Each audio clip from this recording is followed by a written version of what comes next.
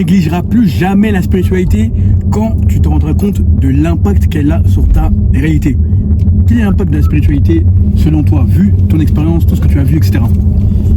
Alors, moi j'étais pas du tout spirituel auparavant, j'étais un peu agnostique, j'étais un peu, on va dire, scientifique, et c'est justement par le prisme non biaisé scientifique que j'ai réussi à me dévoiler la spiritualité.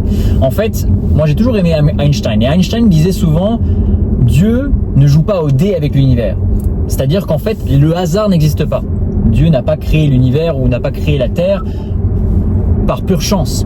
D'ailleurs, il y a des stats qui sont sortis qui disaient que la vie, les séquences périodiques de l'ADN et que tout ce beau monde ait été créé de manière ordonnée, par chance, statistiquement est impossible. Donc la première chose qui m'avait vraiment mis la puce à l'oreille pour la spiritualité, c'était justement ce proverbe de Einstein qui disait que Dieu ne joue pas au dé avec l'univers. Et deuxièmement, il disait la coïncidence, c'est la manière à Dieu de rester anonyme. Je me suis dit, c'est quand même assez intéressant. Un scientifique de tel augure qui parle de Dieu comme ça. Bon. Et progressivement, j'ai commencé à m'intéresser, non pas à la religion, mais plutôt à la métaphysique. La métaphysique, c'est donc la science de ce qui est invisible. C'est là où j'ai commencé à redécouvrir qu'effectivement le spectre électromagnétique est vaste et que nous, avec nos yeux, nous ne voyons que 0,0035% de tout ce qui existe en réalité à leur découverte. Qu'est-ce que le spectre électromagnétique? Alors le spectre électromagnétique, c'est toutes les ondes que les scientifiques ont découvert jusqu'alors. Les ondes radio, les ondes ultraviolets, les UV par exemple, l'infrarouge, les rayons gamma, les rayons radio, etc., etc., etc. Et en fait, tout n'est qu'onde, tout n'est que vibration, tout n'est qu'énergie dans cet univers. D'ailleurs, Nikola Tesla l'avait dit. Si vous voulez découvrir les secrets de l'univers, pensez en termes d'énergie, vibration et fréquence. Donc vous voyez tout ce beau petit monde à qui continuellement implanter des phrases dans mon esprit a commencé à faire germer cette plante spirituelle. Alors je vais commencer à m'intéresser à la métaphysique qui est donc l'étude du monde invisible, ou en tout cas l'étude du monde après le visible, après le physique. Et c'est en étudiant des grands philosophes, en étudiant des grands scientifiques, que ce soit des neuroscientifiques, des scientifiques dans la psychobiologie, dans les physiques quantiques et autres, qu'en fait, je me suis rendu compte de quelque chose d'assez intéressant, qui est que la science n'est en fait que une spiritualité un peu repackagée. Et donc, un de nos mentors d'ailleurs nous disait, très justement, que la spiritualité n'est que science qui ne va être que découverte dans le futur. Bref, tout ça pour vous dire que, effectivement, quand j'ai commencé à appliquer la spiritualité, non seulement moi, ça m'a rendu beaucoup plus stoïque, beaucoup plus calme, parce qu'en fait, on comprend, on est moins immergé dans les émotions négatives que le système, la matrice, nous consacre son temps entier à essayer de nous faire sentir, donc que ça soit de la peur, la colère, l'indignation, la frustration, toutes ces émotions-là vous gardent à une vibration très très basse et vous empêchent en fait d'accéder à des réalités beaucoup plus élevées. Numéro 1. Numéro 2, la spiritualité en tant que telle est la source de tout le monde physique. En fait, il faut penser en termes de dimension, d'accord? Nous, actuellement, vous nous regardez sur une dimension 2D, que ce soit votre téléphone, votre tablette, votre ordinateur. Nous vivons en tant qu'humains dans la dimension 3D, la dimension, la réalité physique, d'accord? Donc, ce que vous voyez par exemple sur votre écran, c'est une réalité virtuelle, d'accord? 2D, 3D. Bon. Le monde 4D, ce sont les mondes des émotions. En effet, une émotion va être source d'une réalité physique. Je m'explique. Si vous vous sentez frustré ou négatif de manière quotidienne, au fur et à mesure, cela va déterminer vos actions et donc va avoir un impact sur votre réalité physique. Exemple tout bête, si par exemple vous êtes frustré par rapport à votre ex, vous commencez à détester les femmes, au fur et à mesure du temps, c'est ce qui se passe avec beaucoup d'hommes aujourd'hui, eh bien, ils commettent l'irréparable, que ça soit un viol ou une agression, etc., etc. Et donc, évidemment, ça a un impact sur le fait que vous vous retrouvez en garde à vue ou en prison. D'ailleurs, quand il a parlé des femmes, ça m'a rappelé 2 proches que j'ai. Moi, je m'entraîne soit seul, soit je suis avec Hugo, soit je suis parfois avec des militaires ou policiers ou gardiens pénitentiaires. De plus en plus rarement, mais ça m'arrivait auparavant. Et quand je discute avec les surveillants pénitentiaires ou les militaires ou les policiers, ils me disent tous la même chose. Olivier, la plupart des interventions qu'on a en tant que policier, c'est dans le cadre d'un homme qui a pété les plombs par rapport à une femme. Je me dis, ça fait une drôle de coïncidence. Deuxième coïncidence, le surveillant pénitentiaire, il m'explique que Olivier, au moins 90% des hommes de toute nationalité, origine, couleur de peau, âge, lorsqu'ils se retrouvent entre 4 murs dans une prison, c'est parce qu'ils ont pété les plombs vis-à-vis d'une femme. Et là, je me dis, ça fait beaucoup de coïncidences qui sont en réalité des messages codés que tu dois décrypter à ta façon pour comprendre que la vibration, l'énergie, la fréquence sont aussi collectives. Ce n'est pas individuel. Dans le sens où, en fonction des hommes et des femmes que tu as autour de toi, en fonction du pays et du quartier où tu te trouves, eh bien, ta vibration, ton énergie, ta fréquence en seront améliorées ou en seront malheureusement affectées en fonction de là où tu te trouves. C'est pour ça que tout commence par l'interne, donc toi-même, avant que physiquement les circonstances jouent en ta faveur ou en ta défaveur. Mais je répète encore, la plupart des hommes qui sont emprisonnés ou la plupart des hommes pour lesquels on intervient dans un cadre policier, c'est lié au fait qu'ils n'ont pas pu contrôler leurs émotions. C'est grave quand même. Là, je n'invente pas, ce sont des gens avec qui j'échange au quotidien. Parce que moi, je suis très ouvert. Et puis, ce sont les derniers lieux, à mon humble avis, où il reste un peu de testostérone. Tout ce qui est militaire, gardien, pénitentiaire, tout ce qui est policier, tout ce qui est même sportif, le combat, etc. Bref, ça laisse à réfléchir. Ne laisse jamais les émotions te dominer, mais domine plutôt tes émotions, ainsi tu domineras ta réalité. Et pour rejoindre ce que dit Olivier avant de repartir sur les dimensions spirituelles, et comment cela impacte l'excellence dans tous les domaines, ou en tout cas le succès que vous avez dans tous les domaines, il est vital aujourd'hui en 2025, en 2026, en 2027, en 2028 de s'entourer des bonnes personnes. Ça, vous le savez, on le sait tous, mais encore faut-il le faire. Aujourd'hui, plus qu'avant, vous traînez avec une mauvaise personne, vous passez du temps avec une mauvaise personne, cela peut vous porter préjudice. En effet, énergie, vibration, fréquence et conscience sont contagieuses. Okay ? Donc, si vous passez du temps constamment avec des gens qui regardent le foot, qui passent leur week-end à boire de la bière ou de l'alcool, qui fument des drogues et qui n'ont pas d'ambition ou qui vous tirent vers le bas, ne vous étonnez pas que vous commenciez à être affecté et contaminé littéralement par leur énergie, leur fréquence, leur vibration et leur conscience. Et que par conséquent, vos résultats s'amoindrissent.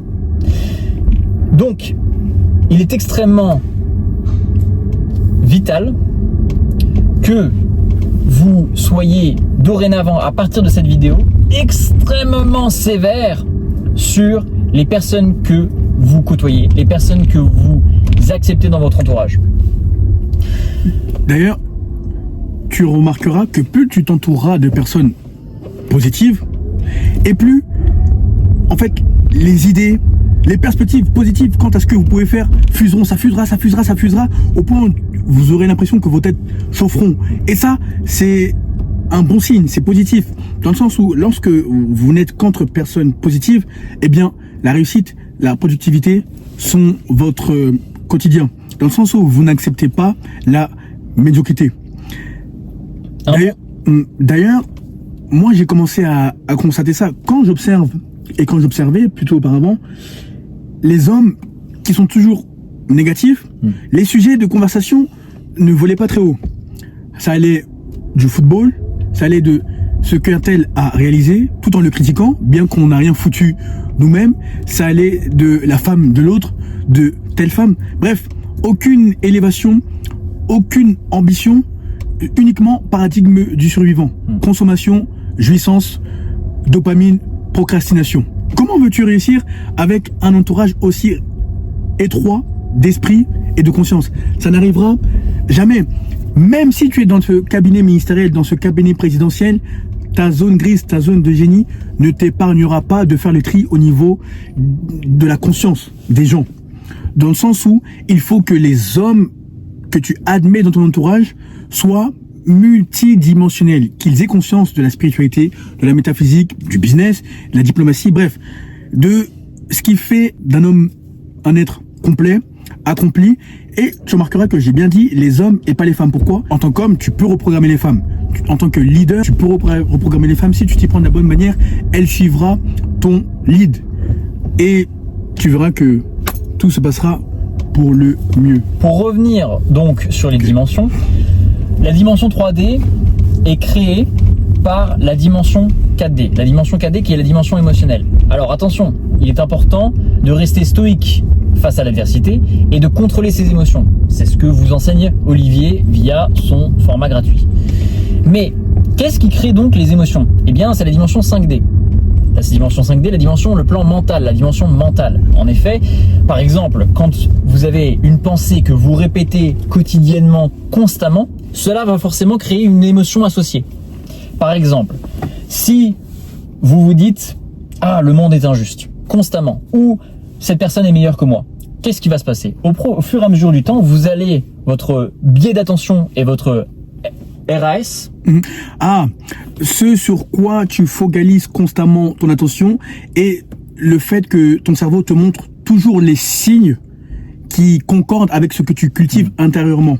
Là, tu peux remarquer que lorsque tu achètes une nouvelle voiture, par exemple, eh bien, automatiquement, tu la vois partout. C'est parce que ton cerveau, en fait, il est programmé à te montrer ce sur quoi tu te focalises tout le temps. C'est un exemple. Exact. Le RAS, pourquoi j'ai mentionné le RAS? Parce qu'en anglais, on dit Reticular Activating System. Bref, tout ça pour dire que une personne qui se focalise constamment sur une pensée va naturellement attirer des pensées similaires. Naturellement, ce conglomérat de pensées va créer une émotion chez cette personne. Et cette émotion va donc, au fur et à mesure du temps, dicter l'attitude et l'action de cette personne. Pourquoi c'est important de comprendre rétrospectivement ces dimensions-là? Bien, qu'est-ce qui crée une pensée? Votre perception du monde. La manière dont vous percevez le monde va naturellement attirer des pensées similaires ou contradictoires à ce que vous souhaitez attirer dans votre vie. Et donc, la dimension au-delà, au-dessus de la dimension 5D, la dimension mentale, le plan mental, c'est la dimension spirituelle. Ce sont les dimensions célestes, les dimensions spirituelles. En effet, il suffit que vous ayez une expérience de mort imminente, comme il fut mon cas à l'âge de 23 ans à cause d'un AVC car j'étais complètement perdu. Tiens, raconte-le. Eh bien, en fait, j'ai suivi le système traditionnel, ou en tout cas le parcours traditionnel. Avoir des belles études, prendre un prêt pour ses études dans une école en Amérique du Nord, pour avoir un job corporate et pour pouvoir avoir ma petite maison, mes petits-enfants, etc. Bref, la programmation sociétale classique. Qui est merdique lorsque tu as un minimum d'ambition, honnêtement. Qui est merdique quand tu as un minimum d'ambition et surtout quand tu as un minimum d'intellect. Et d'ailleurs, on en a discuté tout à l'heure que plus vous avez un intellect élevé ou un QI élevé ou un sens critique élevé, moins vous êtes employable. Car évidemment, vous allez faire des vagues chez l'employeur. Ceci est un sujet pour une autre vidéo. Tout ça étant dit, je suivais donc l'université, où en fait c'était plutôt une école de commerce, et j'étais complètement perdu dans ma vie car je savais que ce n'était pas en alignement avec mon âme que je suis tombé dans le cercle vicieux hédoniste. Que ce soit les femmes, la drogue, l'alcool, le manque d'ambition, le manque de projets sur lesquels travailler. Et ça, au fur et à mesure du temps, eh bien, ça a eu un impact tangible, physique, qui fut que j'ai eu un AVC à l'âge de 23 ans et cette expérience de mort imminente m'a complètement réveillé, m'a changé du tout au tout, passant d'une personne complètement perdue à une personne non seulement fanatique du développement personnel, mais étant obsédé à l'idée d'exceller dans tous les domaines, que ce soit du niveau santé, du niveau relationnel, du niveau financier. Bref, parenthèse fermée. Tout cela pour vous dire que les expériences de mort imminente, si vous n'êtes pas encore spirituel, attelez-vous à la recherche de ce que disait Paul Dirac vers la fin de son existence, Einstein vers la fin de son existence, Tesla vers la fin de son existence. Vous allez remarquer que nombreux de ces scientifiques commencent d'abord athéistes agnostiques, puis s'immersent dans le monde de la science à un tel point que la science au plus haut niveau devient spirituelle. Et on remarque les limites de la science et on bascule vers le spirituel et les dimensions célestes. Oui, tu voulais ajouter quelque chose ? Non, d'ailleurs, c'est intéressant ce que tu dis, parce que comment cet AVC t'a amené au business en ligne et à coacher des hommes d'un certain statut et même un peu plus âgés que nous. Eh bien, quand j'ai eu cet AVC, quand j'ai eu cette expérience de mort imminente, je me suis dit, je me rappellerai de ce jour comme si c'était hier. J'étais dans mon lit d'hôpital, je regardais le plafond blanc mais sale de l'hôpital dans lequel je me trouvais. Je me suis dit, mais qu'est-ce que tu fous, Hugo? Tu as tellement de potentiel et tu as été sur le point de le gâcher. Qu'est-ce que tu fous? Et c'est à ce moment-là où je me suis dit, non. Si moi, je me suis retrouvé dans cette situation, c'est qu'il y a plein d'hommes qui se retrouvent dans la même situation et qui sont complètement perdus, également.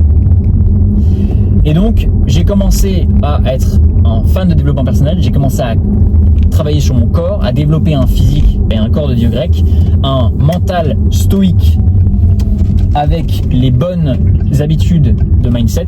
Et en fait, au fur et à mesure du temps, progressivement, je me suis tellement senti bien avec moi-même que j'ai voulu partager ça avec le monde. Donc, j'ai créé une page Instagram sur le développement personnel. Et en fait, c'était en anglais parce que je voulais toucher un maximum de gens. Je voulais être le plus international possible.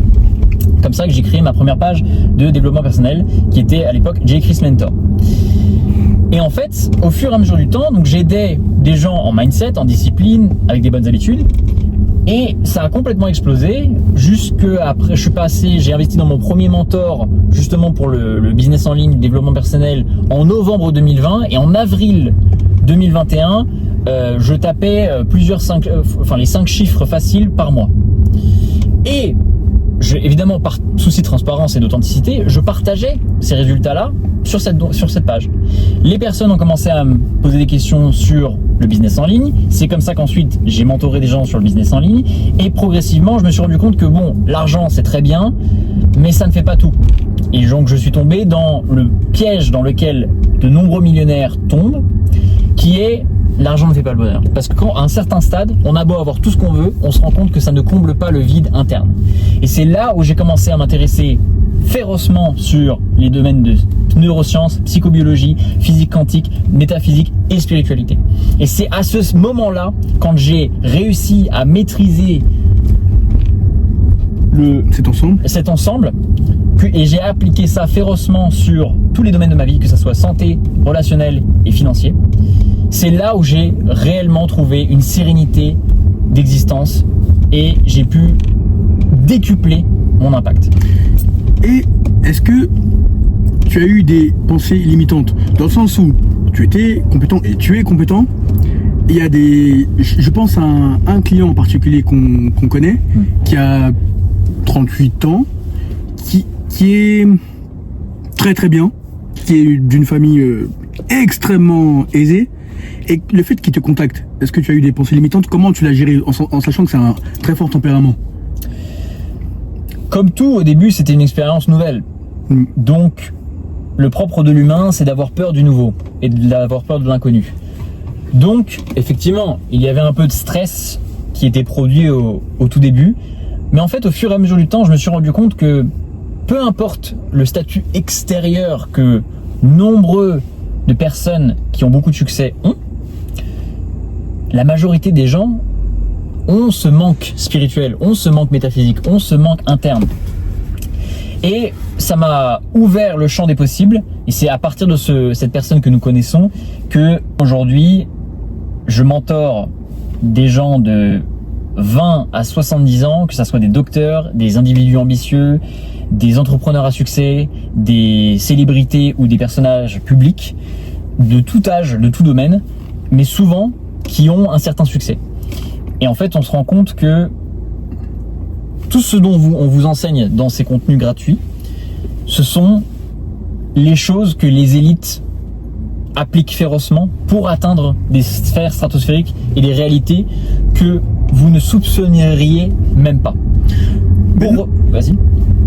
Maintenant, qu'est-ce que ça a à voir avec toi? Cette question, est-ce que tu as eu des pensées limitantes lorsque tu as commencé à coacher des hommes, voilà, déjà bien établis, etc. C'est le fait que lorsque tu commences à annihiler, anéantir le doute, la peur, bref, toutes ces émotions qui n'ont pas lieu d'être et par lesquelles le diable te manipule littéralement, car tout ça, ce n'est pas de la lumière. Toi, tu es né pour dominer. Lorsque tu annihiles tout ça, eh bien, ce qui se passe, c'est que l'univers te projette cela. Donc, même des hommes qui sont beaucoup plus âgés que toi, qui sont beaucoup plus identiques que toi, sur le papier, eh bien, te demandent conseil et sont prêts à payer le prix fort. C'est là où tu te rends compte que la seule limite, c'est là-dedans, littéralement. Moi, je te parle souvent de diplomatie, etc.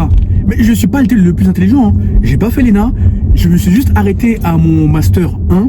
Pourquoi? Parce que je me suis dit que ça, c'est du foutage de gueule, c'est une insulte à mon potentiel, que d'être assis en Master 2, j'ai autre chose à foutre. Vous restez sur les bancs de la fac si vous voulez, mais moi, il est temps de me vendre férocement et de démontrer ce dont je suis capable. Donc, au fur et à mesure, il y a eu des rencontres et des personnes m'ont prise sous leur aile. J'ai apporté de la valeur et jusque-là, on s'apporte de la valeur mutuellement.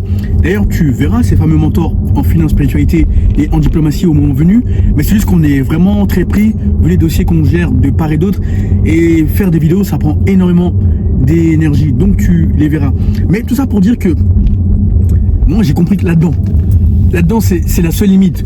Donc même quand les gens disaient, mais redescends sur terre, tu es fou, qui a fait ça autour de toi? Qui a infiltré, qui a pénétré ces milieux avant toi? Moi, je répondais pas, parce que je savais que là-dedans, c'est la seule limite. Et surtout, les niveaux de conscience ne sont pas les mêmes en fonction des individus. Donc, qu'est-ce que tu vas te faire chier à justifier ton ambition, qui s'est matérialisée depuis le temps, à quelqu'un qui est dans le paradigme du survivant quand toi, tu es déjà dans l'intellect et tu entres doucement mais sûrement dans le spirituel? Ça n'a pas de sens. Donc, raisonne toujours en termes d'énergie, vibration, fréquence et des niveaux de conscience. Et tu verras que seule ton imagination sera la limite. Cette femme qui te fait vivre des émotions folles en dessous de la ceinture, ou ces hommes qui te font trembler avec leur statut ou leur finance, tu les regarderas, je jure, tu riras intérieurement, je te jure. Tu te diras, mais comment j'ai pu trembler? Ça n'a pas de sens. C'est eux-mêmes qui vont te regarder maintenant avec respect. Absolument. Donc, pour conclure, n'oubliez jamais qu'avant qu'une chose existe physiquement, elle doit d'abord exister vibrationnellement. Pour ça que je vous ai parlé des dimensions.